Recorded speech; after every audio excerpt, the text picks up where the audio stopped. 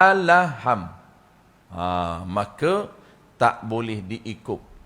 Kalau ikut, status kita tidak sah, bukan tak dapat pahala 27. Kenapa tidak sah? Kerana status solat iman dirinya tidak sah. Tu contoh yang kedua kita sebut bulan lepas, tahiyat akhir. Orang baca tahiyat akhir, dia ubah huruf ain ditukar jadi hamzah. Asyhadu an la ilaha illallah wa asyhadu anna Muhammadar Rasulullah. Yang tu tak apa. Ayat yang kedua, at-tahiyyatul mubarakatuh salawatut thayyibatu lillah assalamu alayka wa ala ain. Ada orang baca tu apa? Wa ala ibadillahi salihin. Wa ala. Dia asalnya ain wa ala. Dia tukar wa ala. Jadi hamzah. Walaupun bunyi seakan-akan mirip ain, dah bertukar tempat. Dia bertukar makhraj orang lain. Tak boleh ditukar daripada ain kepada hamzah. Tak boleh wa'a, dia kena wa'a. Wa'a la ain, tak boleh i. Wa ala iba wa ala iba, dia tukar jadi hamzah. Itu status tidak sah tahiyat akhir. Apabila status tidak sah, tak boleh diikut. Kalau ikut, dengan sembahyang kita pun tak sah juga. Itu contoh perlu jaga peraturan, perlu jaga cara membaca. Ada satu lagi tuan-tuan, dia panggil perlu jaga peraturan syarak. Peraturan syarak bukan tajwid sahaja. Ada peraturan syarak. Membaca Fatihah, membaca takbiratul ihram, membaca 5 rukun qauli hampir sama. Antaranya wajib bukan sunat. Peraturan syarak yang wajib. Wajib telinganya dengar. An yusmi'a nafsahu jami'u huruf. Wajib diperdengarkan semua huruf. Kalau ada 8 huruf, 8 telinga dia kena dengar. Telinga dia kena dengar, bukan telinga orang lain. Dengar apa dia? Dengar makhraj huruf. Supaya kalaulah dia dengar bertukar makhraj, wajib ulang balik. Walaupun dia ni pakar tajwid, walaupun dia ni memang orang yang cekap tajwid, tetap mesti didengar di telinga. Telinga dia mesti dengar untuk menilai adakah tepat makhraj, adakah betul makhraj, adakah ada syaddah. Tu antara peraturan syarak. Kalau kita pergi tuan-tuan sembahyang Zuhur, pergi imam dia angkat tangan je kita nampak. Tak dengar langsung telinga dia.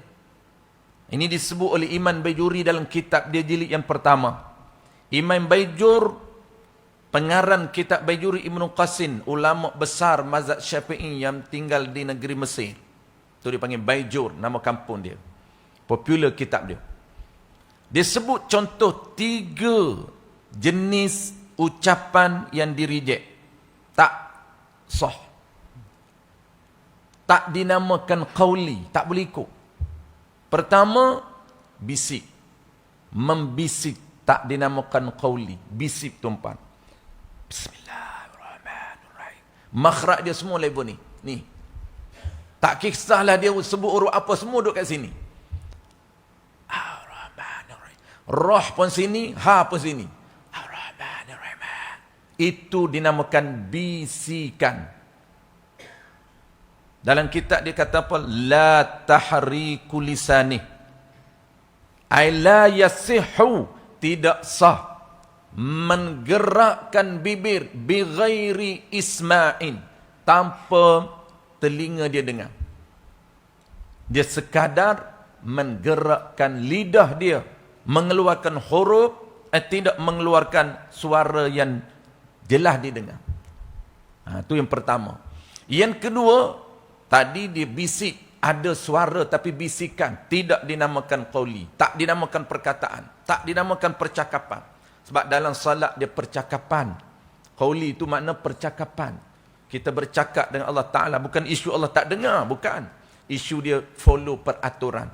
Apabila peraturan menetapkan telinga mesti dengar, maka kita pun keluarkan volume kita sekadar telinga kita dengar. Tak payahlah orang lain dengar. Kalau hantam siapa orang lain dengar, dia ganggu orang lain pula. Itu dia panggil kuat. Ini wajib ni sekadar perlahan, sekadar di telinga dengar. Bukan perlahan sampai telinga tak dengar. Itu orang panggil tak baca. Bukan perlahan, orang panggil tak baca. Yang kedua dia kata apa? Suara tak keluar tapi bibir je bergerak. Ini pun di-reject. Itu cakap apa macam tu? Suara pun tak ada. Itu tak ada langsung. Dan yang ketiga tuan-puan, yang ketiga ni lagi-lagi lah yang paling teruk sekali. Tadi gerak juga bibir. Yang ketiga ini lagi-lagi lah tidak sah, iaitu sembahyang jenis tafakkur. Bibir pun tak nampak bergerak. Tak nampak bergerak langsung. Itu dia panggil tafakkur sembahyang. Tiga-tiga ni tuan-puan, dia panggil terabur. Bukan terabur, hancur terus. Bukan terabur dah, hancur terus. Terabur ni okey lagi lah. Hancur terus, ditolak, di-reject. Kalau jenis tiga ni tuan-puan, kita kena balik awal. Tak boleh solat di surau.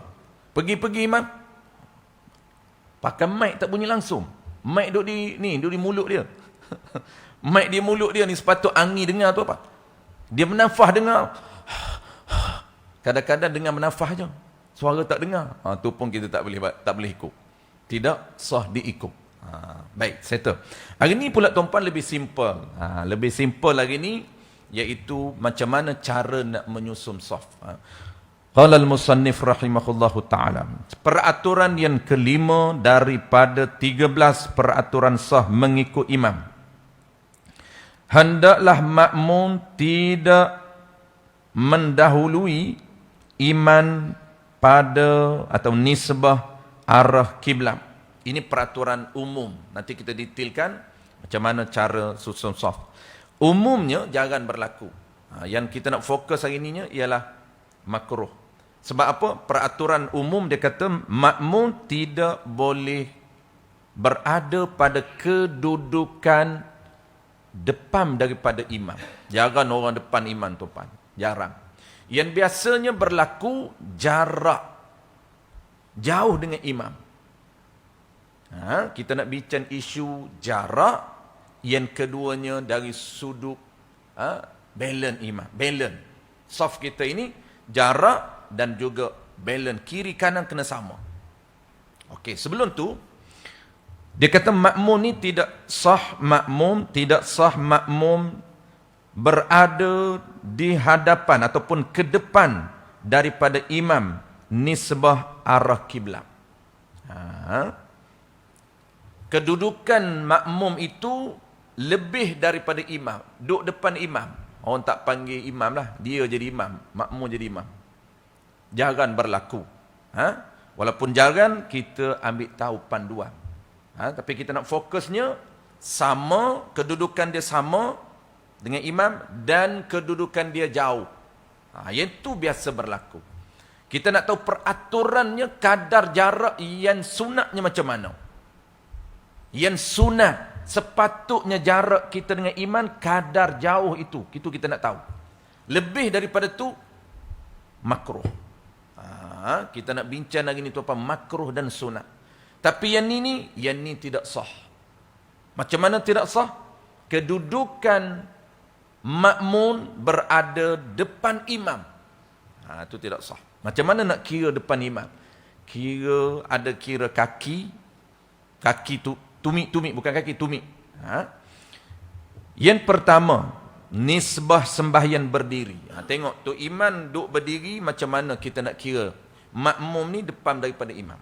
Kalaulah sembahyang duduk, macam mana penilaian?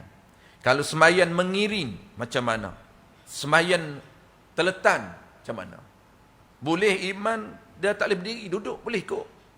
Iman unzur, iman duduk. Boleh tak makmun berdiri, imam duduk? Boleh. Cuma carilah yang iman, yang sunat. Sunat macam mana? Iman yang mampu berdiri. Ni nak cerita boleh dah. Tu imam uzur, tak ada pengganti. Usum daripada rumah, usum. Nak jalan tak boleh dah imam ni. Tok Bilal AJK pakat pergi usum. Bawa tak depan, tak boleh berdiri. Duduk. Boleh. Boleh. Tu. Tak boleh duduk. Mengiring. Imam pun mengiring. Tak ada datuk imam lain. Yang tu je ada. Boleh tak imam duduk mengiring, tidur. Kita duduk berdiri semua. Boleh. Bukan mengiring, sama mengiring. Tidur, sama tidur. Di sebaliknya pun boleh.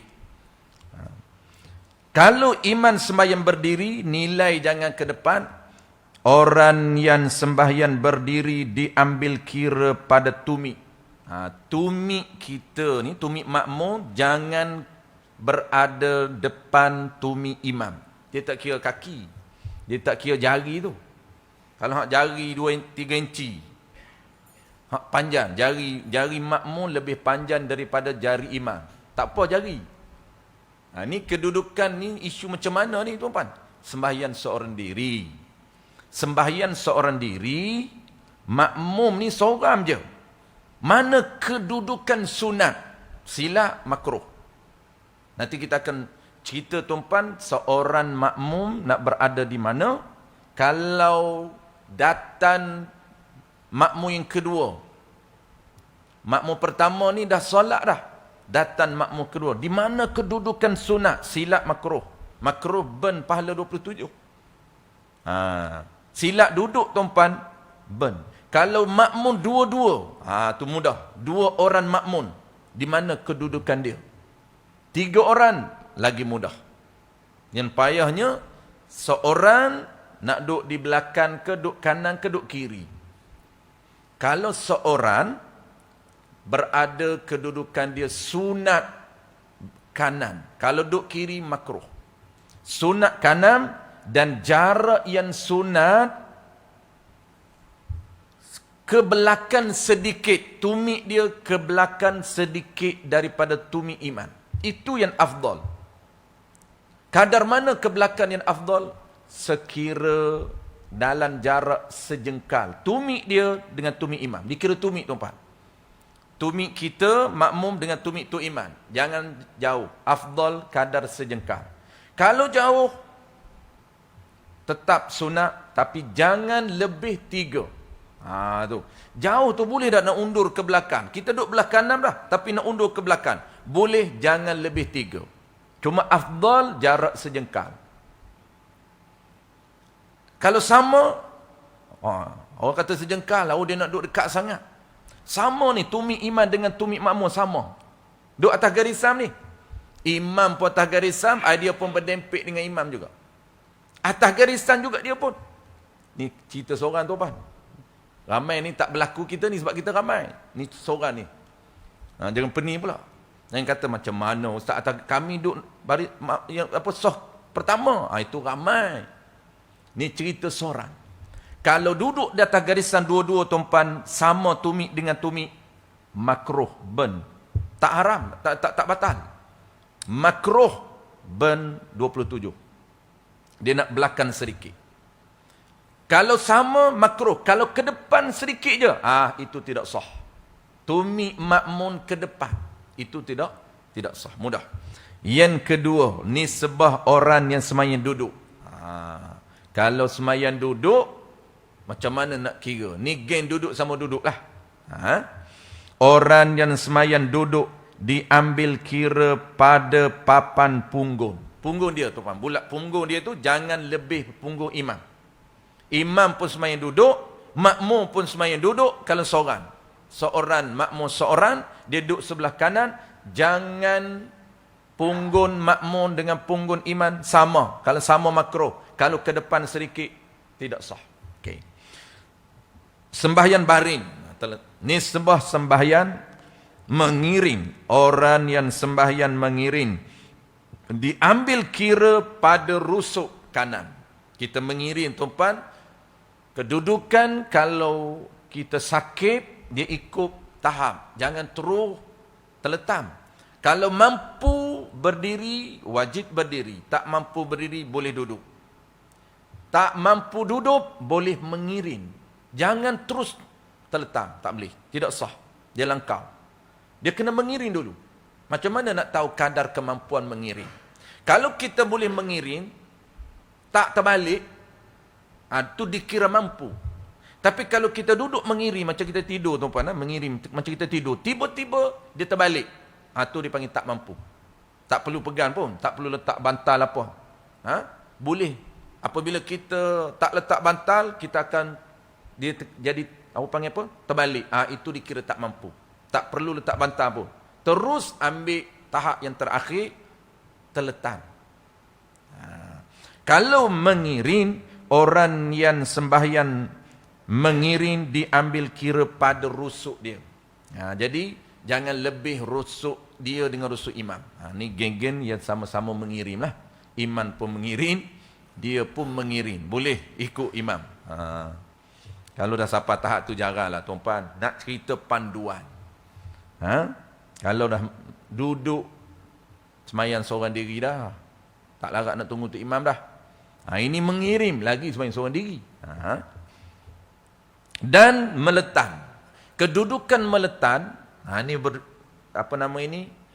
Dia berbeza tuan-tuan. Kedudukan meletan. Dada mesti hadap ke atas. Melainkan dia mampu. Kalau mampu, tinggikan dia punya dada dia sedikit. Walaupun tinggi, tetap dada tak ada kiblat. Tinggikan sedikit. Letak cushion di belakang. Muka dia menghadap kiblat. Itu kalau mampu. Kalau tak mampu, tak apa. Sama je letak. Muka, dada, sama. Tidur. Tidur melentan. Nak hadap kiblat kira nisbah apa? Nisbah kaki. Kaki tuan-tuan menghadap kiblat. Jangan silap faham. Dia kata tak boleh kaki hadap kiblat makruh. Kaki hadap kiblat makruh bagi orang duduk. Macam tuan-tuan ni, kita duduk sekarang, hulur ke depan. Itu makruh. Tapi kalau tidur, meletan, memang kaki disunatkan menghadap kiblat. Ini orang yang sakit ni bukan sunat ni. Ini wajib. Dia wajib hadap kiblat. Nak hadap kiblat kira apa? Dada tak ada, dada atas tu. Dada hadap ke langit. Maka kira kaki. Kaki wajib honjol ke depan. Jangan ubah pula. Tak boleh kaki ni ke arah kiblat, tak boleh. Lepas tu nak pusing kat mana? Kaki memang kena hadap kiblat. Begitu juga kita tidur tuan-tuan. Tidur pun model yang sama. Ada orang tidur, dia kata jangan tidur hadap kiblat. Kalau tidur meletan, maka sunat kaki kita hadap kiblat. Tidur meletan. Kalau tidur mengiring, lain. Tidur mengiring macam ni, maka sunat dada menghadap kiblat. Macam mayat duduk dalam kubur tu. Mayat dalam kubur tuan-tuan, dada dia sunat, dada dia wajib menghadap kiblat. Kita kena hadapkan dada di ke arah kiblat. Dia mengiring. Tetapi kalau kita tidur meletan, sunat, bukan wajib. Sunat hadap kiblat. Nak hadap macam mana? Dada ke atas. Maka hadap kaki. Ini disebut dalam kitab Sayrus Salikin. Imam Ghazali sebut, kalau tidur meletan, sunat menghadap kaki, bukan dada. Dada tak boleh hadap kiblat. Maka kaki hadap kiblat. Kalau kita tidur sebaliknya, kepala hadap kiblat, makruh. Ni kiblat, kepala kita hadap kiblat, makruh. Dia sunat bukan kepala hadap kiblat. Sunat kaki. Kenapa pelik itu? Kita dah faham kata kaki tak boleh hadap kiblat. Tak boleh hadap kiblat sekira duduk. Duduk tak boleh hadap kiblat. Kita duduk bersila, hadap kiblat. Makruh. Tapi kalau kita tidur, nak hadap apa ke arah kiblat? Bukan dada. Mengiring, dada. Kalau tidur, kaki. Habis. Kita terus tengok tuan jarak. Ini penting. Adapun yang tadi itu sebagai panduan sahaja. Jarang berlaku kedudukan makmun melebihi kedudukan iman. Itu jarang. Yang kita nak fokus tuan-tuan, hukum makruh, kedudukan makruh. Jarak kedudukan antara makmum dan imam. Yang ni kita nak bincang, yang nak fokus pagi ni tuan-tuan, jarak dan juga balance kiri dan kanan. Tak balance pun makruh, jarak lebih pun makruh. Kita ulang sekali lagi tuan-tuan, jarak yang sunat. Jarak yang sunat, dia ada jarak yang sah, ada jarak yang sunat, ada jarak yang makruh. Tu jarak sah, sekadar sah. Ada jarak yang sunat. Ini kita nak. Ada jarak yang makruh. Kita kena elakkan jarak yang makruh. Kalau tak perasan tuan-tuan, rugi. Burn pahala 27. Sebab dia tak alert dengan jarak. Jarak yang sunat tuan-tuan, antara tumi iman dengan tumi makmum. Tumi iman dengan tumi makmum. Dalam kadar 3 hasta. Itu sunat. Jangan lebih. Kalau lebih 3 hasta, hukum dia makruh, burn pahala 27. Dan tidak ada pahala saf. Cuma qadha'if sahaja. Pahala saf burn, pahala 27 masih ada. Dia khilaf. Tapi kita ambil yang muktamad, dua-dua hilang. Pahala saf pun hilang, pahala 27 pun hilang. Pahala saf tu pun besar tuan-tuan. Itu keuntungan orang sembahyang Jumaat. Pahala 27 pun dapat, pahala saf pun dapat, bonus lagi saf kanan, bonus lagi saf pertama, itu semua bonus. Dia panggil sunat mustaqilah. Sunat yang berasingan, tambahan, dia panggil sunat mustaqilah ni, sunat tambahan yang asin daripada 27. Tu kita kena cakna nilai-nilai pahala yang besar. Baik. Itu jarak dia. Jarak sunat kadar 3 hasta. Tumi iman, tumi saf pertama. Jangan lebih 3. Kalau kita nampak saja ke depan sangat ni, sejadah imam, kena tarik. Duduk dalam apa ni orang panggil ni? Rule ni. Dalam rule. Kita mudah tuan-tuan sebab ada kita rule. Rule pertama, rule kedua, rule ketiga. Ada garisan. Cuma biasa terlebihnya adalah ke depan ni je. Kadang-kadang terlebih. 3 hasta ini disebut dalam kitab yang besar tuan-tuan. Disebut dalam kitab Tuhfah. Disebut dalam kitab I'anah. Ada ketepat tak? 3 hasta takriban, tak tepat. Maknanya kalau lebih kadar 3 hasta setengah, itu tidak membatalkan pahala 27. Tidak membatalkan pahala 27. Bukan isu batas solat tuan-tuan. Ni bukan nak bincang batas solat ni. Nak bincang batal pahala 27. Batas solat dah habis dah, kita bincang tadi. Kalau duduk depan imam baru tak sah solat. Jangan orang duduk depan imam. Duduk depan imam bagi dia lah imam. Jangan. Masalahnya ialah duduk jauh dengan imam. Jarak jauh. Jadi sunat dalam 3 hasta, lebih 3 hasta makruh. Baik, itu umum dulu.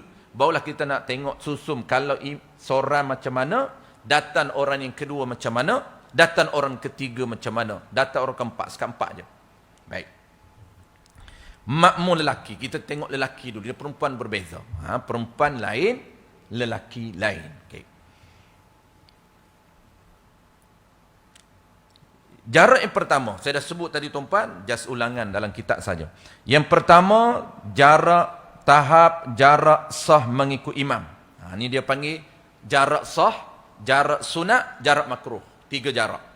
Jarak sah ini, jarak antara tumi imam dan tumi makmum tidak boleh melebihi 300 hasta. 150 meter. Kita cerita bulan lepas. Lebih kurang 150 meter. Itu dia panggil 300 hasta.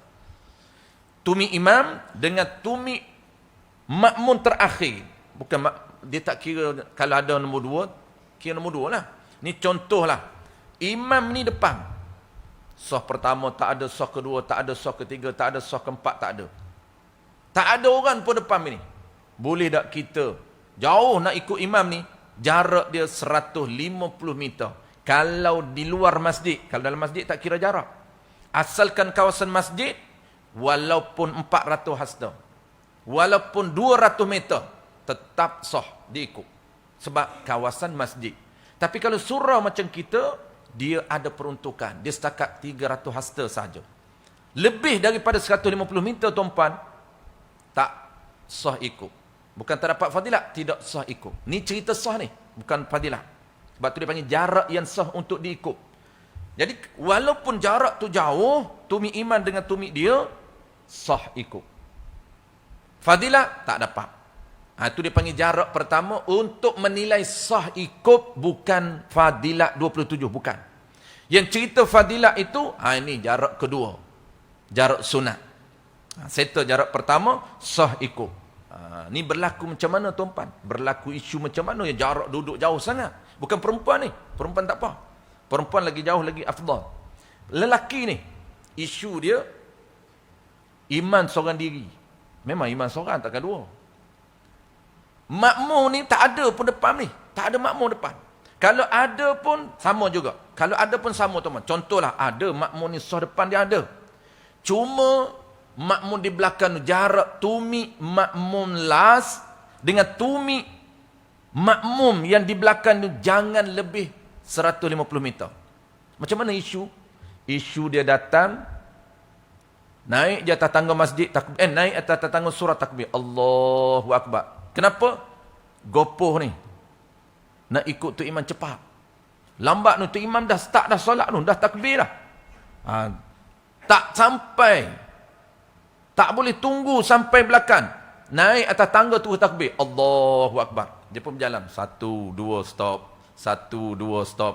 Dia tahu cara ni, orang tahu etika. Tahu cara tapi tak ada nilai pun. Bukan ada pahala 27 pun tuan-puan. Ni cerita boleh sahaja. Bukan sunat buat. Kalau dia nak buat, boleh takbir awal lagi. Allahu Akbar. Jarak tumit dia dengan tumit imam tu, tak lebih 300. Tak lebih 150 meter. Status dia sah. Bukan sunat, tapi makruh perbuatan tersebut. Tak dapat fadilat 27. Cerita sah sahaja. Boleh ikut. Dia jalan 1, 2, stop. 1, 2, stop. 1, 2, stop. Sampailah di belakang imam. Okey. Itu jarak pertama. Jarak kedua. Kita nak fokus kedua. Jarak kedua, jangan lebih 3 hasta. Sunat.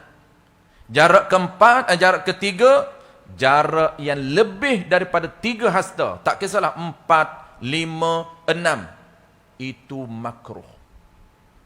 Jadi ingat mudah je tuan-puan. Ingat sunat untuk mendapat nilai 27, jangan lebih. Itu sunat. Lebih je makruh. Ingat 2 jarak tu je. Lebih 3, makruh. Nak tahu macam mana 3? Jarak rule pertama dengan rule kedua. Ini anggaran. 45 cm.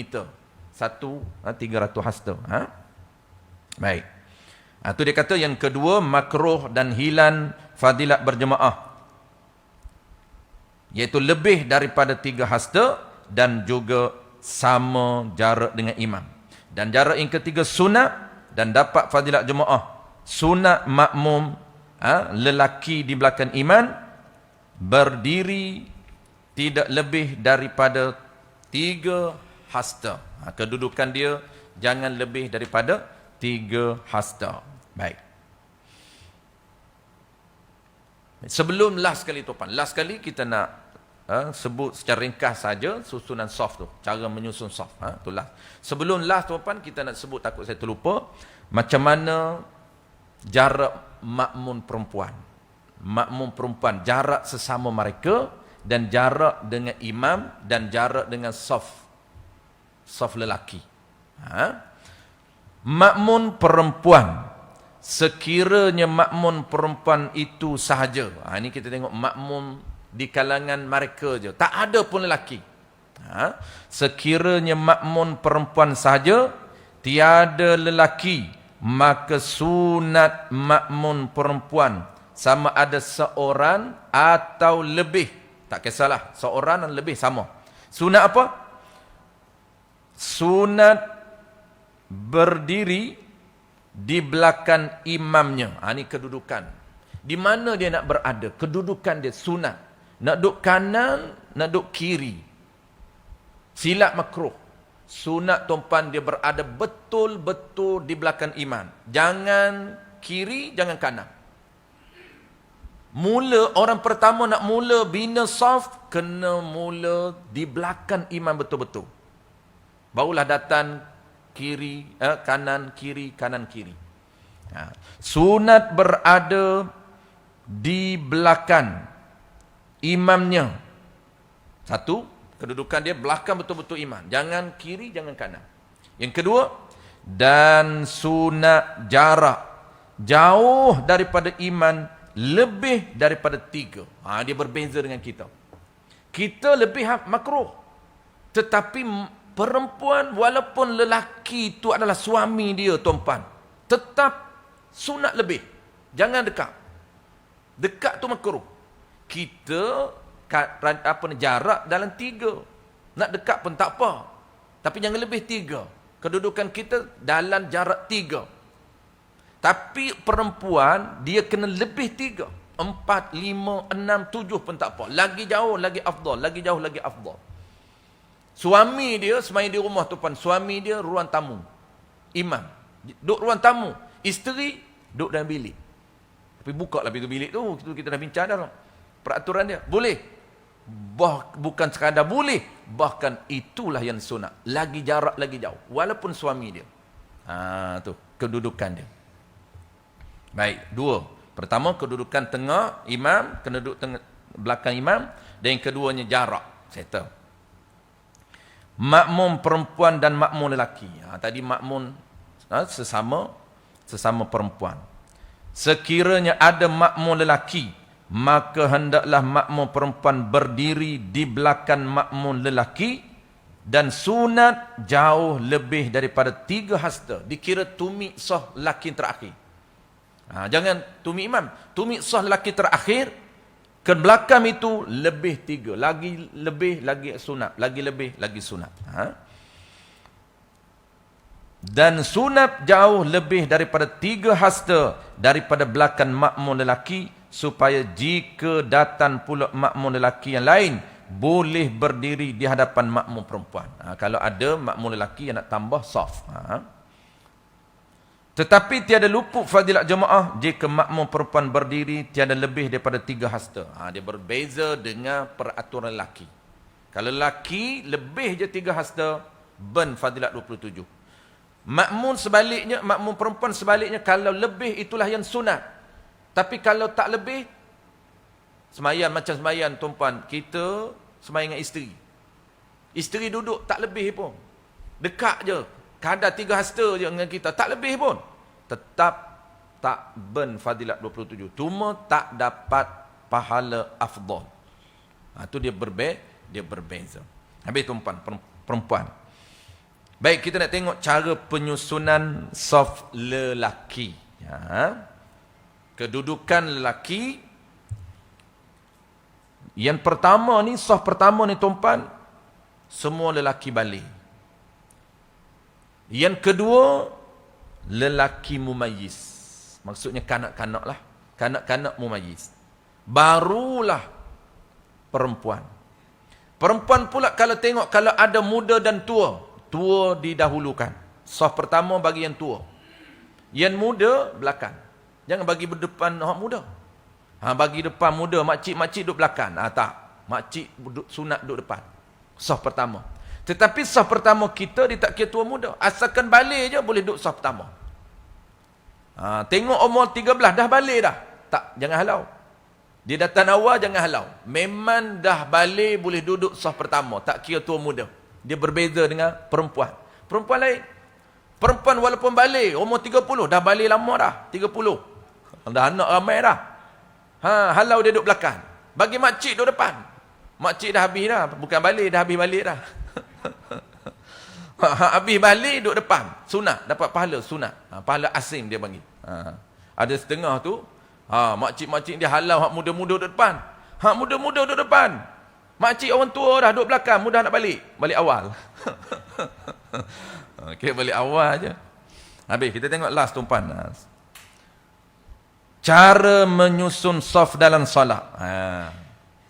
Pertama, seorang makmum lelaki. Kita ambil seorang, mudah. Seorang ni mudah, kita dah sebut tadi. Yang payahnya, nombor 2. Nombor 2 ni, datang orang yang kedua. Itu ramai tuan-puan silap teknik kita susun. Okey, kita ambil pertama dulu. Lelaki balik, datang Apa kita ambil pertama di datang awal. Okey. Kedudukan dia kita dah sebut tadi tuan-puan, kalau seorang makmum lelaki sunat, jangan silap, sunat berada kanan. Kalau dia berada belah kiri makruh, berada di belakang makruh. Sunat dia kanan. Dan jarak pula kadar sejengkal yang afdalnya, sejengkal tumit dia dengan tumit imam. Jangan jauh sangat. Cuma dia tak nak duduk dekat sangat, tak selesa, dia kata dekat sangat takut sentuh imam. Boleh tak di belakang? Boleh. Tapi jangan lebih 3. Itu jarak dia. Kanan tetap kanan, jangan duduk tengah. Ada orang duduk tengah. Datang tak tahu nak duduk kat mana ni imam ada. Imam seorang je. Datang tak tahu nak duduk kat mana, duduk tengah. Makruh duduk tengah. Makruh ben fadilat 27, ben fadilat saf. Dua-dua tidak ada. Hanya satu sembahyang macan sembahyang seorang diri. Cuma ada koringan saja menyatakan ben saf 27 dah. Itu yang ringan. Tapi qaul mu'tamad mengatakan dua-dua hilang fadilat. Okey, settle tu pana. Dudukan belah kanan. Maka datanglah kita solat dapat 1 rakaat, datang kawan kita. Tadi Tok Bilal duduk belah kanan. Tiba-tiba dapat 1 rakaat, Tok Siap baru datang. Oh, Tok Siap pun jam hari tu, datang lewat. Macam mana nak duduk? Biasanya tuan orang akan duduk di belakang. Makruh duduk di belakang. Biasanya orang akan duduk di belakang. Belakang imam tu. Ataupun dia duduk belah kanan, belah kiri.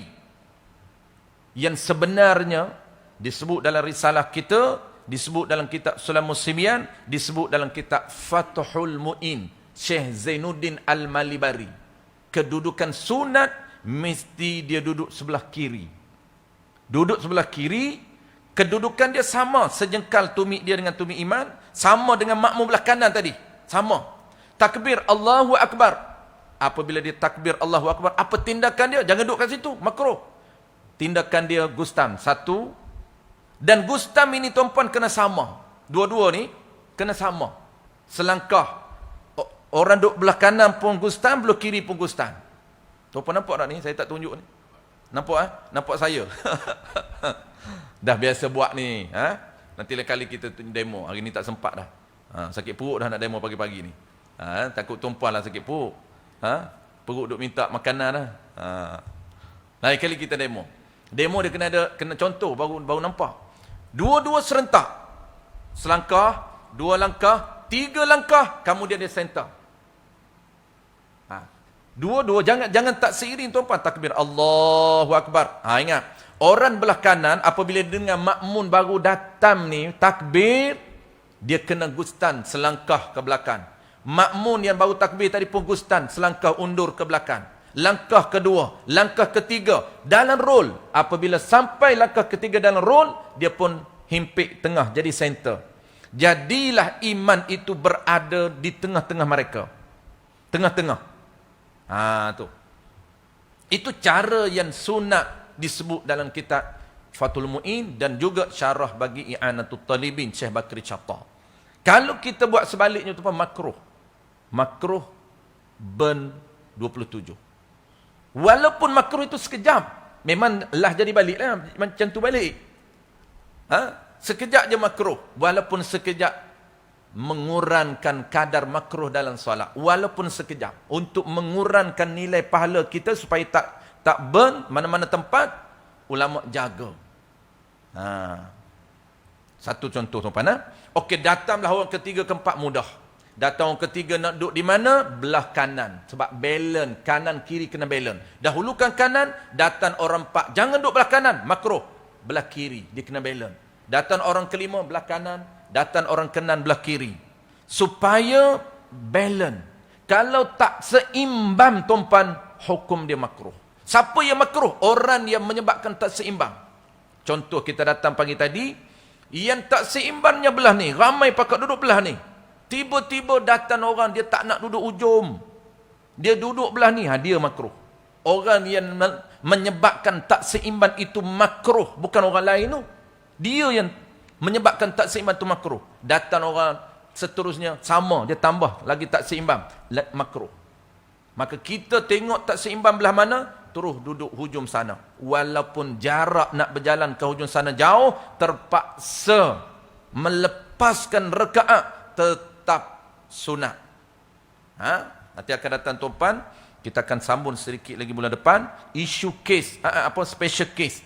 Isu dia panggil spesifik berkaitan dengan susun saf. Macam mana kita datang lewat, terpaksa mengorbankan rakaat, adakah kita boleh duduk di tempat yang tak balance? Tak boleh. Itu kita akan bicarakan datang. Baik.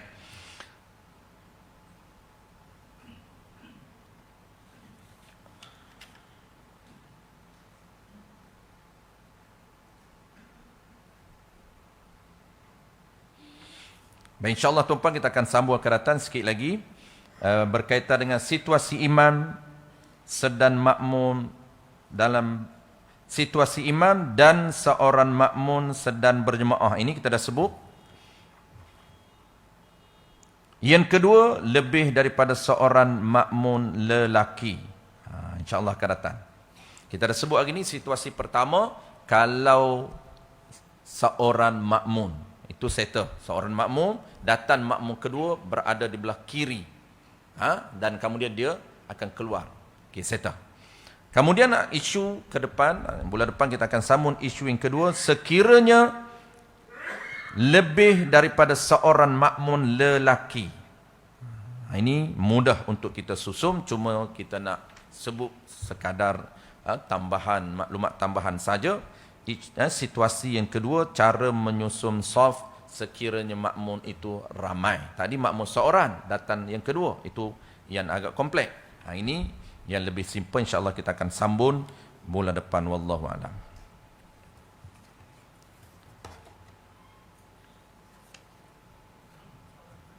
Ya, boleh.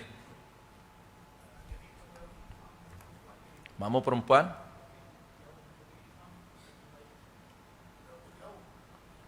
Okey, berapa jauh? Lagi jauh lagi baik. Lagi jauh lagi baik.